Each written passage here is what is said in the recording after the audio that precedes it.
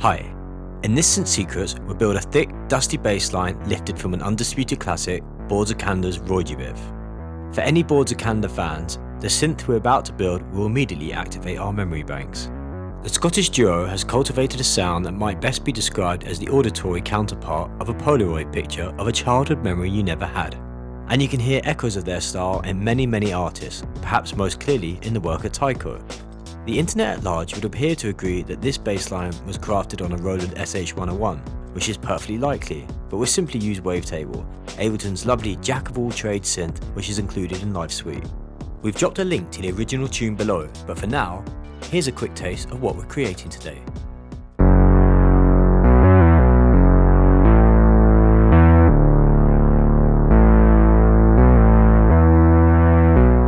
And here it is in the context of a tune.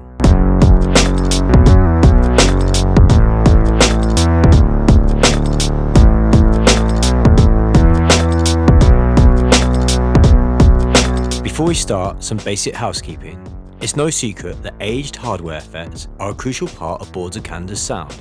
In order to add an additional thick layer of that evocative dust, we'll add hybrid reverb, chorus ensemble and channel EQ while getting the final touches down. Here's a screenshot of the MIDI we're using for this exercise. Get that into your piano roll and we can get started. Note that some notes overlap and some don't. That's critical to get the right vibe on a bass line like this. And one last intro thingy, please remember to subscribe and hit the notification button. We appreciate the support. Right, let's get to it. First, set the project tempo to 84. Next, insert Wavetable and start by getting it right on oscillator 1. By default, the Basics Waves table category is selected in the oscillator section, and the Basic Shapes table is selected. Select the Vintage category and the Mini Waves table, and then move the Wavetable position to about 40%. So we're playing the Sawtooth Wave. Next, reduce the oscillator gain to -2.5 decibels. Now go to the oscillator effects section at the bottom of the oscillator's edit pane. Leave the type set to modern and set warp to 20, effectively narrowing the width of the waveform. Then change det or detune to 3 cents. Once we activate the sub-oscillator, this subtle detune will cause the two oscillators to interact, giving the subtlest pulsing feeling.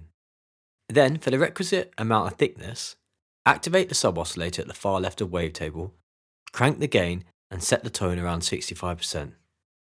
Now to get the voicing right. On the far right, switch from the default poly voicing to mono with a click, and set the glide somewhere between 20 to 30 milliseconds. So far, the patch comes to an end too abruptly anytime there's a break between notes. There's a transient edge that's too short. We want this sound more fluid and gentle, so dial in the amplitude envelope by clicking on Amp under the Mod Sources tab, lengthen the decay to 9 seconds, drop the sustain volume a few decibels so there's a gentle fade out on the longest notes, and increase the release time to somewhere around 3 seconds. Here's our progress so far.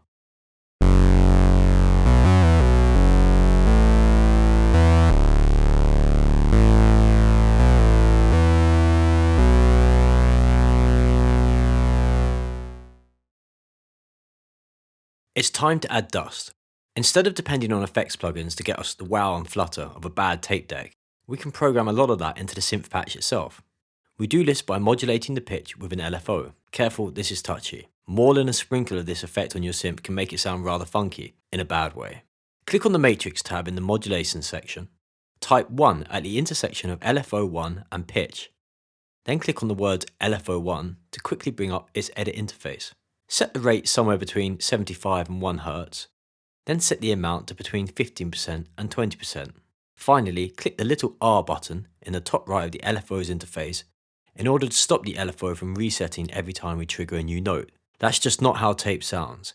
You can hear the kind of subtle effect giving the patch some new life. Here's our progress so far.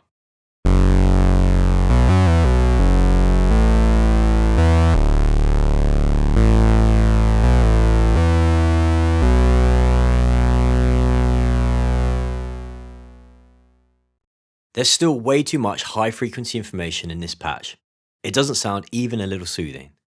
To address that, let's drop the filter cutoff to about 1.6 kHz, boost the resonance to about 25%, and switch the filter from a 12 decibel per octave cutoff to 24 decibels per octave, and switch from clean to OSR in the filter type drop-down.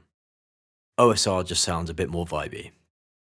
Let's also introduce a touch of filter modulation using Envelope 2. First, open the mod matrix. You probably don't see filter 1 frequency listed on the left-hand side of the matrix, but if you click on the filter frequency knob, it will now appear at the bottom of the matrix. Now enter 10 at the intersection of filter 1 frequency and envelope 2 on the mod matrix. This is not much modulation, but enough to add a bit more life to the patch. Then click on envelope 2 and set the release to about 2 seconds. Since some notes overlap and we're using a monophonic voicing, Wavetable will not trigger the filter envelope if the new note overlaps the old one. That, plus the 20 milliseconds of glide, give this patch the undulating sound it has. Also, to soften the edges a bit more without losing all the definition of the sound, select Classic in the Unison menu on the bottom right, max out the voices at 8, and turn the amount down to about 20%.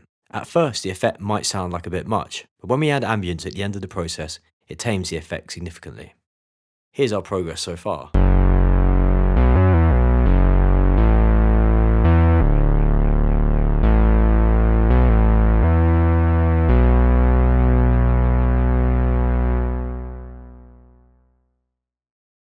Time for more dust. An often overlooked component of many synth patches is a touch of noise. It's important enough to the vibe that we'll dedicate Wavetable's second oscillator to noise. Turn on Oscillator 2, open Oscillators 2 edit pane, stay in the Basics Wavetable category, and select the table entitled White Noise. Hit play. Not what you would expect. The best way to get Wavetable's noise oscillator to really sound like noise is by using oscillator effects. You find those underneath the Wavetable display, and none is selected by default. Switch that to FM, change the tune to about 35% and the amount to 100%. Ah, there it is. Now turn the oscillator gain down to minus 10 decibels. Here's our progress so far.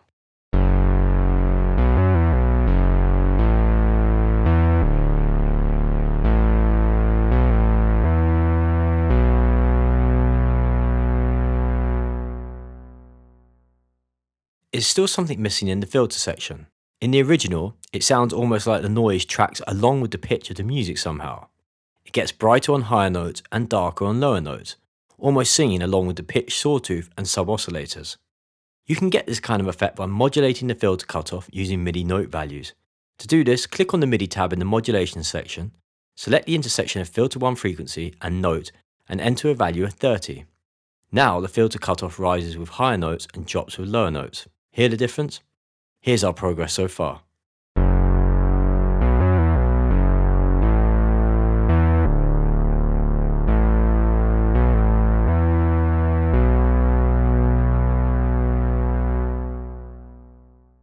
Now add grit. Ableton's drum bus is a favourite for this purpose. Don't let its name fool you, it belongs on synths, vocals, guitars and bass too. Add an instance of drum bus and just leave the parameters in their default positions. The subtle drive and high frequency damping add a subtle something that serves the vintage vibe.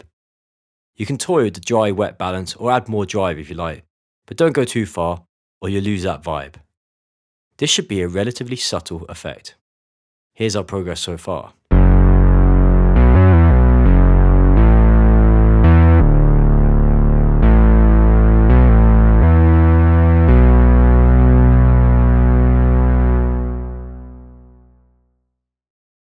For our final tweaks, we're just going to add a tiny amount of colour. Drop in a hybrid reverb, select plate as the type of reverb, and choose small plate 0.5 in the menu beneath. Next, working from top to bottom on the far right, reduce the stereo to 0, change the vintage setting to older, and reduce dry wet to around 20%.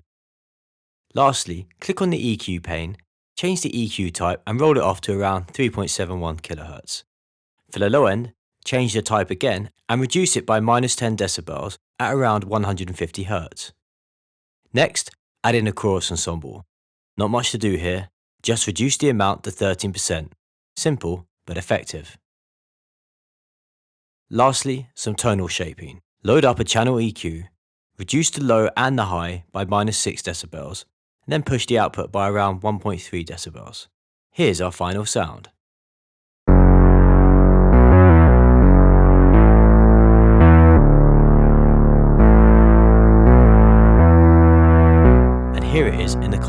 tune.